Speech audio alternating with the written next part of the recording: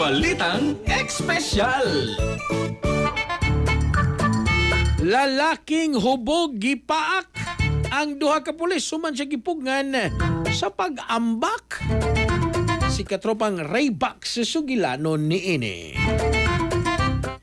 Di ay usa ka hubog nga lalaki mga katropa ang gialyasag Fred ang gidakop ni Human na maag maninuon nig duha ka mga pulis sa barangay Marikina Heights niadtong Abril 15. Nahitabong kining insidente human ma-report na nanghagis kini sa ikatulungan dana nining usa ka balay. Sumapas ka pulisan, hubog siya human makainom og duha ka botelya nga gin og 5 ka botelya nga energy drink. Gisugilon nga misaka pa siya mga katropa dito sa atop nga may dala og kutsilyo og miingod nga mulukso unta bisan pas paningkamot sa mga higala og pulis nga kalmahon siya. Sa pag-aristo, misukol siya sa komosyon ug napaakan niya makatropa si Patrolman Jerwin Paner ug Patrolman Jerry sa Sutana. Apan nadagpan gihapon kining nakuha ang kutsilyo. Gidala sa ospital ang suspek ug mga pulis ug girekomenda makatropa ang anti-tetanus shots sa mga nasamdan. Sa awahi, nangayo siya pasaylo og miangkon nga personal nga problema ang hinungdan.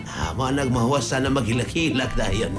Sa atong mga katropang kalalakinan, para kondisyon gyud ka permi ibabaw sa kama pag turbo mga higala labi naghapo kay kakapoy imong trabaho sa adlawan o nya manguhit pagin si Mrs. magabi. Turbo safe ni mga katropa tungod kay aprobado sa FDA nga adunay maka og klavuwas ka gama sa Yes to Health. 30 minutos sa dili pa inyong labing-labing pag turbo na. Kaysa turbo wagas ang lakas. Alang sa nagkayusag Pilipino para sa Pilipinas, ako inyong katropang Rayback alang sa Balitang Espesyal.